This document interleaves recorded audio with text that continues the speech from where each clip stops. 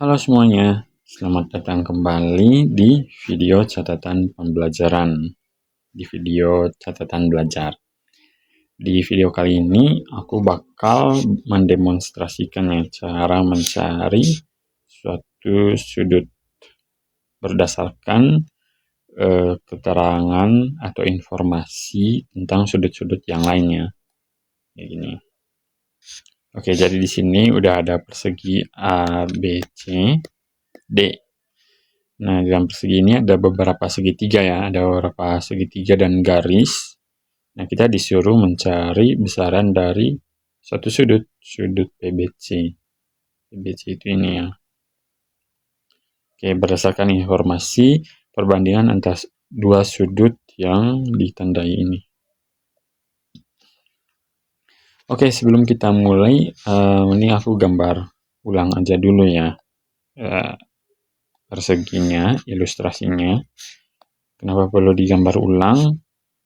Biar kita bisa namain sudutnya dengan nama yang lebih simpel ya. Dengan nama yang lebih simpel. Soalnya ini kan setiap sudut itu ada 3 huruf ya. Ini APB, terus ada CQR, terus ada PBC.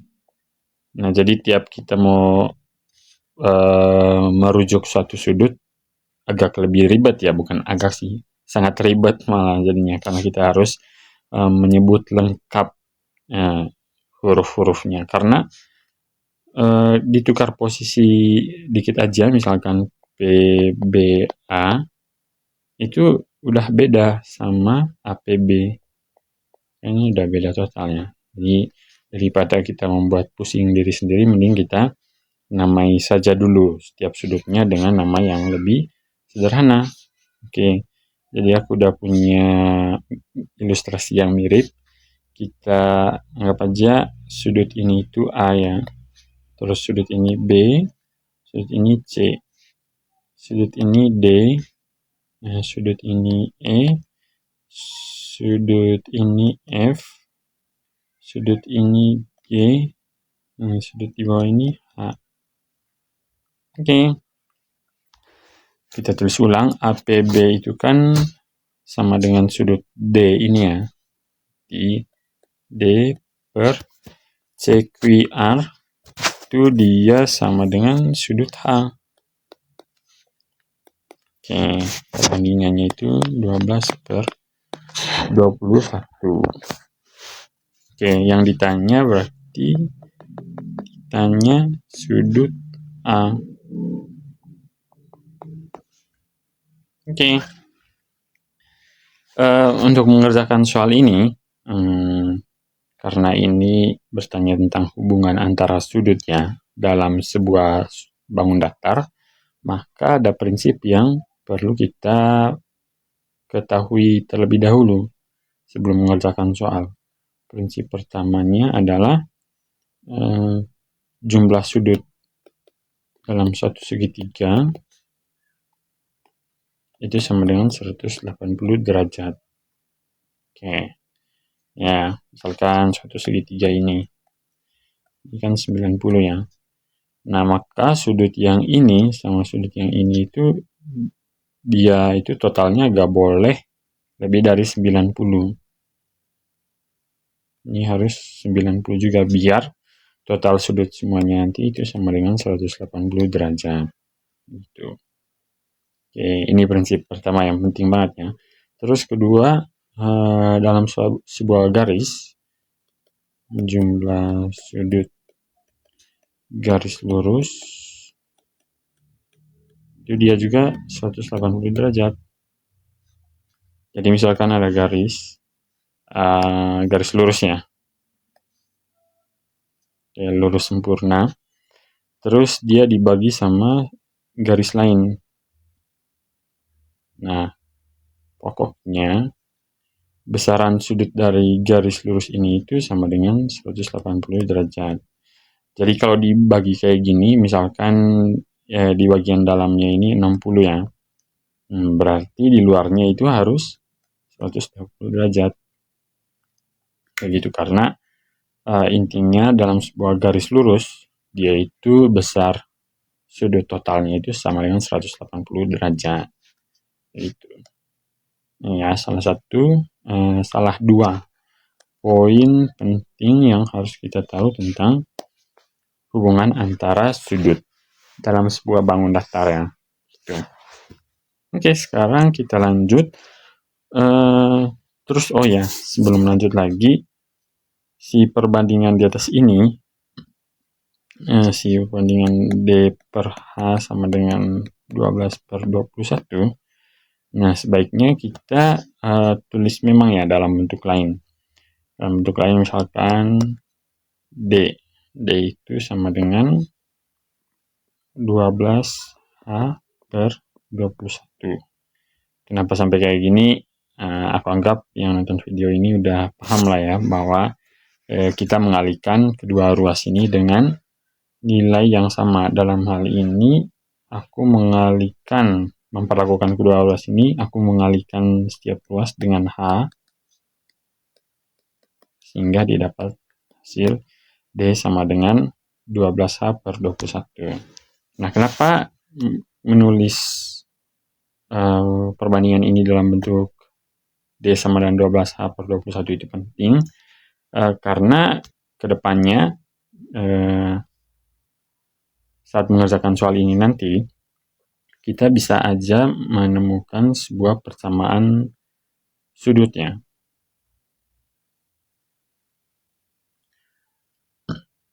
Untuk lebih jelasnya, aku langsung kasih contoh aja ya. Misalkan kita punya sebuah persamaan A tambah B sama dengan 6.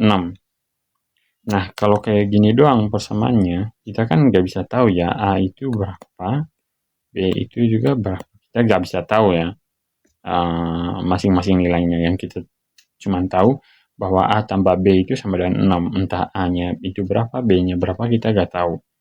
Nah, kecuali kalau misalkan ada informasi tambahan, misalkan ternyata B itu sama dengan 3A. Nah, kalau ternyata ada informasi tambahan kayak gini, berarti kan kita bisa menulis ulang persamaan di atas menjadi A tambah 3A. Karena B itu udah diganti sama dengan 3A. Kan sama aja ya, 3 dengan B itu sama aja. Itu sama dengan 6. Nah, kalau kayak gini, cuman satu variabelnya, cuman si A. Nah, kita bisa tahu jadinya A itu berapa. 4A sama dengan 6. Terus kedua ruas dibagi dengan 4, berarti A itu sama dengan 6/4. Sama dengan berapa gitu. Nah, saat kita udah tahu A-nya berapa, jadi secara otomatis kita tahu B-nya berapa. Karena A-nya itu kan 6/4 ya. Jadi 6/4 tambah B sama dengan 6. Jadi kita jadi tahu B itu berapa. Jadi 6 minus 6/4. Itulah nilai dari B. Nah, itulah maksud dari kenapa kita menulis persamaan B sama dengan 12H/21. Biar misalkan di depan nanti, misalkan kita ketemu sebuah persamaan hubungan antara sudut ya. Misalkan diketahui bahwa, ternyata H tambah 10D sama dengan 180, misalkan kayak gitu. Nah, jadi di sini kita bisa ganti nilai D-nya dengan H. H tambah 10 kali 12H/21 dengan 180. Nah, jadi dari sini nanti kita bisa hitung sendiri lah ya, karena di sini variabelnya udah tinggal satu, tinggal H. Ya, berarti ini bisa dihitung sampai mendapatkan H itu sama dengan berapa gitu. Itu. Nah, karena kita mengantisipasi hal ini, makanya aku langsung menulis aja ya perbandingan yang ada D banding H ini menjadi D sama dengan berapa H, 12/21H kayak gitu. Oke, kita hapus saja dulu. Nah, sekarang dengan menggunakan informasi-informasi yang udah kita punya ini, kita jadi bisa menghitung ya besaran dari sudut yang ditanya. Yang ditanya ini kan sudut A ya. Berapa sih besar sudut A? Oke, menggunakan prinsip jumlah sudut dalam suatu segitiga sama dengan 180 derajat, dan jumlah sudut garis lurus itu juga sama dengan 180 derajat, jadi kita bisa langsung lihat nih di ilustrasi ini. Ini kan segitiga ya. Yang di sini itu ada, dalam segitiga yang aku tandain dengan warna biru ini ada sudut A, terus sudut B sama sudut C. Nah, karena jumlah sudut dalam suatu segitiga itu sama dengan 180 derajat, berarti kita bisa tulis persamaan sebagai berikut. Sudut A tambah B tambah C sama dengan 180 derajat. Nah, di sini C kan udah diketahui ya, C itu 45 derajat. Berarti A tambah B tambah 45 sama dengan 180 derajat. Berarti A tambah B sama dengan 135. Ya, kita kurangi setiap ruas dengan 45 ya. Itu dapatlah A tambah B sama dengan 135. Nah, kalau diperhatiin sudut B ini kan dia itu terhubung sama sudut D ya. Terhubung sama sudut D dalam sebuah garis lurus. Oleh karena itu, kita bisa tulis juga sudut D ditambah sudut B sama dengan 180. Gitu. Nah,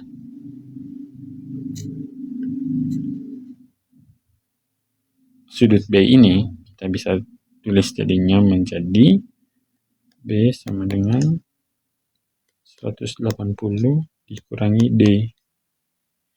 Setiap ruas dikurangi dengan D ya. Berarti ruas kirinya itu jadi B saja, terus ruas kanannya itu menjadi 180 kurang D. Kenapa ditulis seperti ini? Supaya kita bisa memasukkannya ke persamaan di atas. Jadi A tambah B berarti A tambah 180 kurang D sama dengan 135. Gitu. A kurang D sama dengan 135 kurang 180 ya. Kedua ruas dikurangi dengan 180, berarti A kurang D sama dengan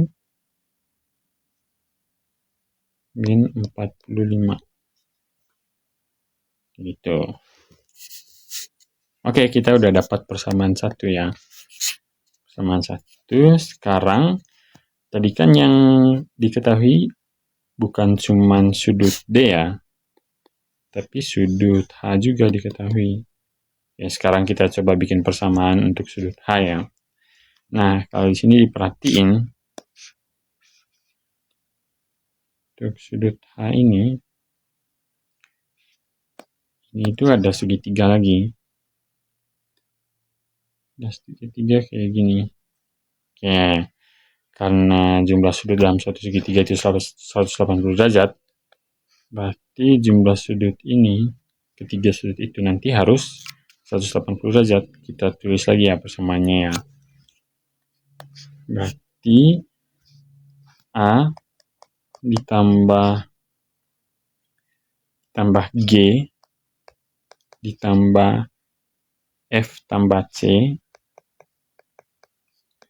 sama dengan 180 derajat. Oke. Terus A ditambah G ditambah F tambah C itu kan 90 derajat ya. Masing-masing F dengan C itu kita tahu dari soal 45 derajat. Oke, berarti A ditambah G sama dengan 180 kurang 90 derajat. Gitu. Nah, sekarang khusus untuk sudut G ini itu dia kan terhubung dengan sudut yang diketahui di soal ya, yaitu sudut H. Jadi kita bisa tulis juga buat sudut G ditambah sudut H sama dengan 180 derajat. Sekarang kita tulis di sudut G itu sama dengan 180 dikurangi H. Karena ini udah diketahui sudut G, jadi kita bawa ke persamaan di atas ini.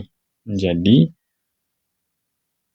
A ditambah 180 kurang H sama dengan 90. A kurangi H dikurangi sama H sama dengan 90 dikurangi 180 min 90. Oke, ini persamaan duanya. Nah, sekarang apa yang bisa kita lakukan dengan persamaan ini, dengan persamaan 1 dan persamaan 2? Nah, sini kan kita bisa lihat ya bahwa di setiap persamaan itu ada hal yang sama, yaitu keberadaan dari A. Oke, berarti persamaan 1 kan bisa ditulis kayak gini ya. A sama dengan min 45 ditambah D. Nah, untuk persamaan 2 juga bisa ditulis sebagai A. A sama dengan min 90 ditambah H. Nah, karena A itu sama dengan A, ya, A itu sama dengan dirinya sendiri, maka kita bisa tulis min 45 ditambah D sama dengan min 90 ditambah H.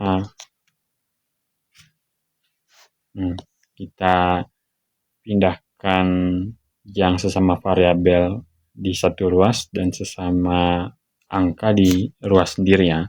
Berarti menjadi min 45 ditambah 90 sama dengan H dikurangi D sama dengan 45 sama dengan H kurang D. Nah, ingat poin di atas soal persamaan ini ya. Kenapa kita menulis persamaan kayak gini? Karena ya, ternyata benar kita menemukan sebuah persamaan kayak gini sekarang. Jadi, kalau kayak gini doang, kita gak bisa tahu ya nilai dari H itu berapa, nilai dari D itu berapa. Nah, untungnya kita bisa menulis D sebagai H. Gitu. Jadi nanti kita bisa tahu ya nilai dari H itu berapa. Karena D itu kan sama dengan 12H per 21. Maka persamaan ini bisa tulis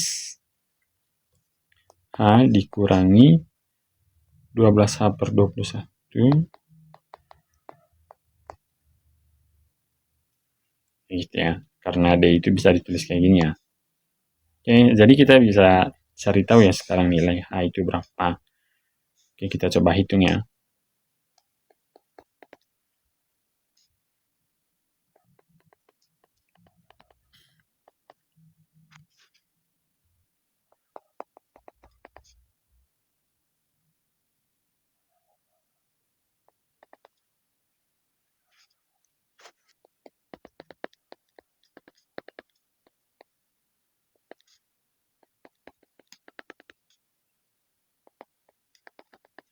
Oke, kita dapat nilai H itu sama dengan 105 derajat.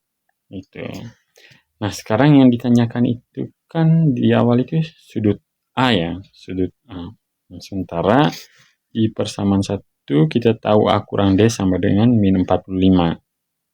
Oke, di sini belum bisa ya kita cari tahu nih besaran sudut A itu berapa karena kita nggak tahu D itu berapa.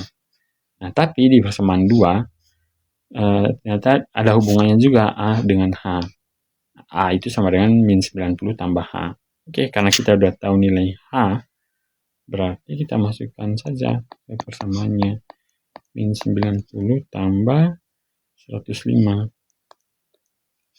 Berarti A itu sama dengan 15 derajat. Oke. A itu berarti sama dengan 15 derajat. A itu tadi kan apa ya namanya? PBC. Oke, berarti sudut PBC sama dengan 15 derajat. Sudut ini ya. Sudut ini.